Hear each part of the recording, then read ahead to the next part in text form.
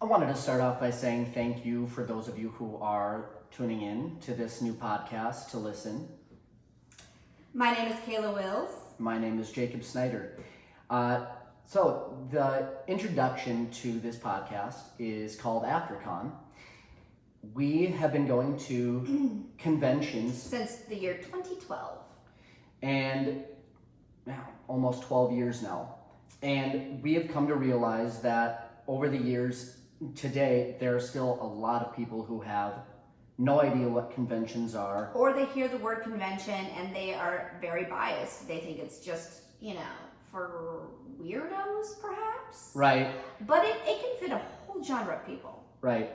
And that's the thing that we've come to learn is there are just a ton of different types of conventions out there. And we do tend to go to the ones that are nerdy, absolutely. But there are conventions for all sorts of things. So we wanted to give a place to talk about what conventions are, our experiences at them, stories, people we've met, the ones that we've gone to in the past, and ones we're going to continue to go to. Pros and cons of the ones that we've gone to as well. Mm-hmm. We've gone to a wide variety. And, to be fair, we've gotten to, they're all superhero type conventions or sci-fi type conventions. Mm-hmm. But there's such a wide variety of people that put on the conventions as well and do it in their own specific way. Right. Yeah, that's true. Not all conventions are even hosted the same. We've definitely had our share of good and bad experiences. Yes.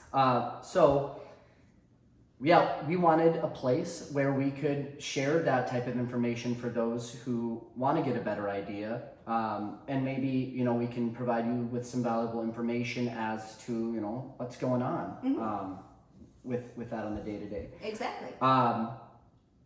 So with that, let's dive into the where we've gone just from a high level. And, we'll cover some more of these specifically in future episodes. But our very first convention was called DragonCon.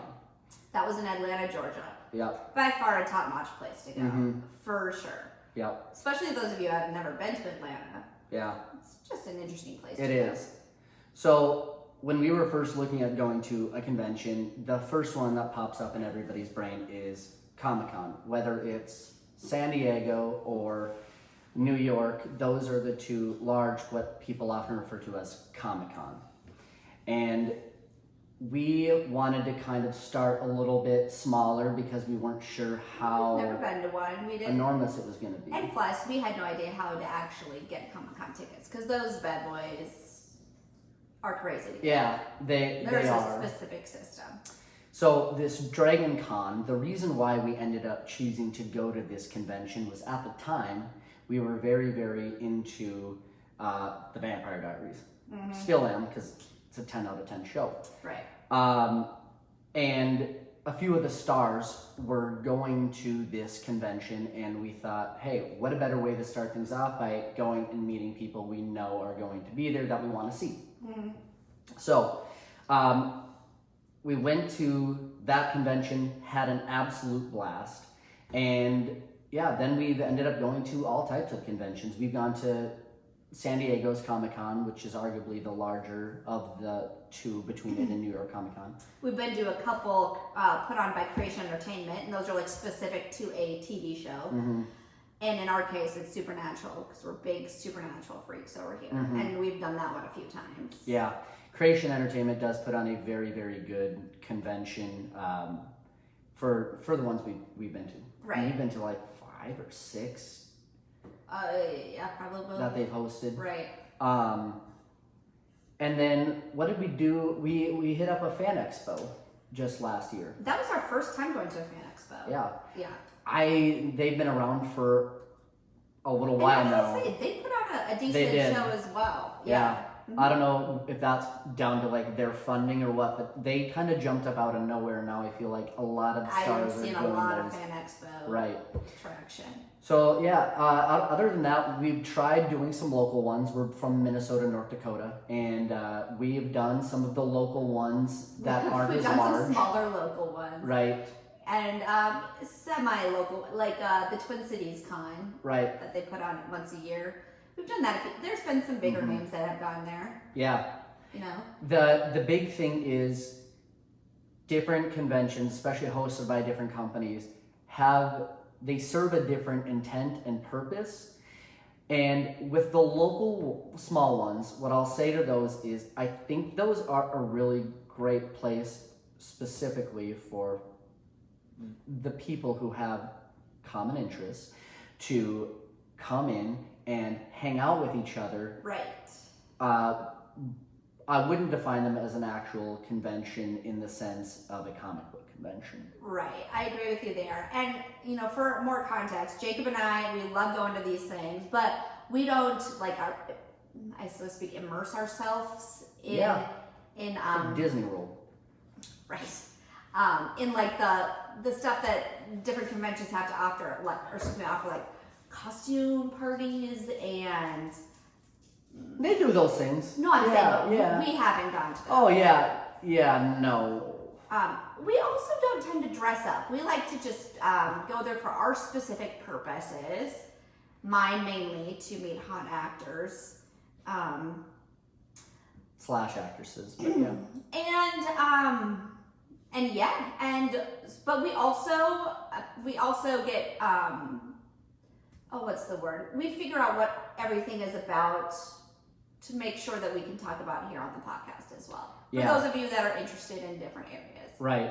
Not everything is for us. I mean, that's the thing I think that we realized very early on was conventions are for, I would say, like 90% of people. If you watch TV, if you're hooked on a single TV show, you're going to find a convention out there that's for you. And also, to our point earlier, there are conventions that aren't related to comic books, to TV shows.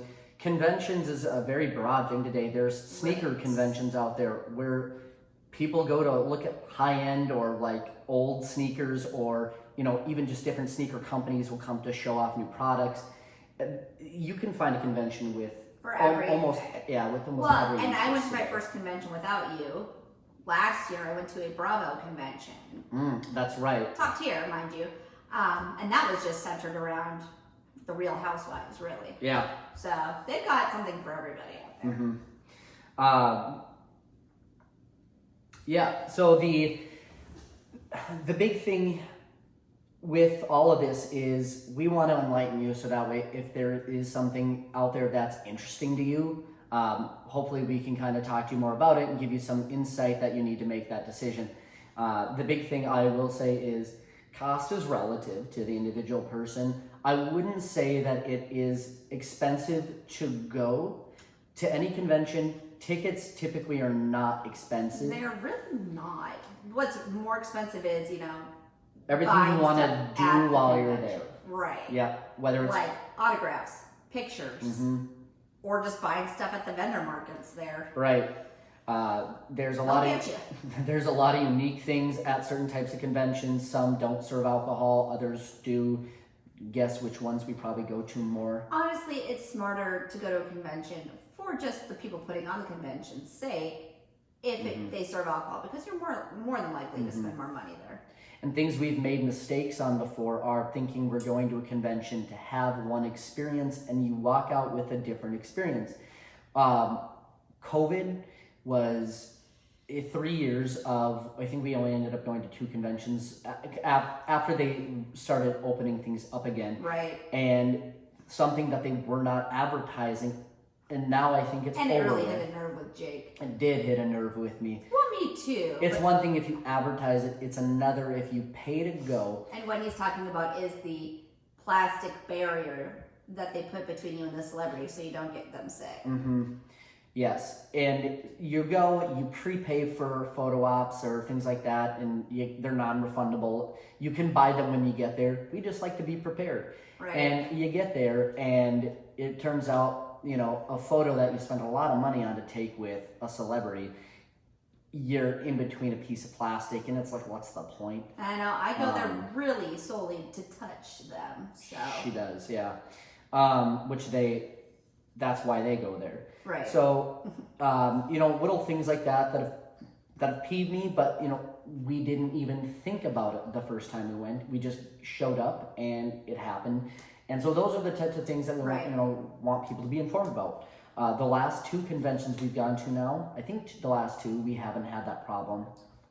Gosh, what were the last 2 we went to? The last one we went to was just Comic-Con. Comic-Con and then DragonCon again. And then DragonCon again. Yeah, and I And don't think, DragonCon, I don't think we have. well, to be fair, when we went to Comic-Con, the actors strike was going on. And That's the another writers' fun strike. thing that we'll talk about, yeah. Right, so there was a lot of stipulations around that convention, and it was just lessening up. It was still going on at DragonCon, but still lessening up, Right. more so to speak. So A lot of things at play that are out of your control, but that doesn't mean that there's not a lot to enjoy, and hopefully all those things are over now. So, conventions will just be a fun place for people to go and have a good time. right, As far as like when conventions are, they're year round. Like we mentioned, the different conventions that we go to, they're hosted by different companies. Some of them travel like to different cities and different states all throughout the year. So chances are, if you don't want to fly to one, it's possible they'll be in a state that you live in. yeah, And you just need to go to their website, find out when that is, who's going to be there. And that's the big thing too. If you're looking to see a specific person, that is typically where we find that we need to travel, because Yeah. maybe that person's not coming to the city we live in.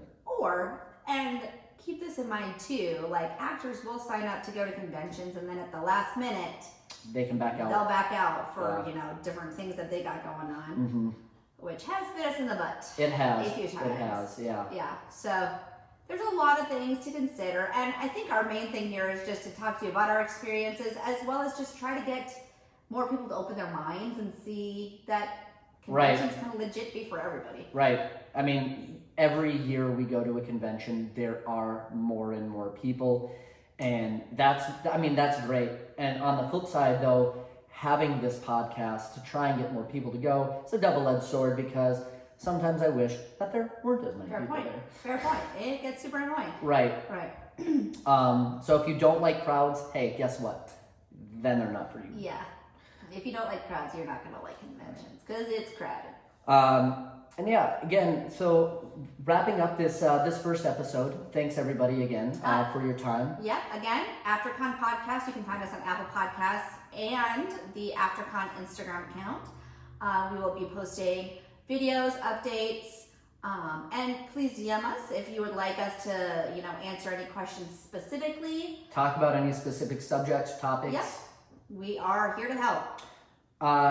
Anyways, thanks everybody. And on the next episode, we are going to be talking a bit more about how to get to a convention, what's all involved in planning for your first convention. And then after that, we're going to start talking more about the conventions that we've been to. Thank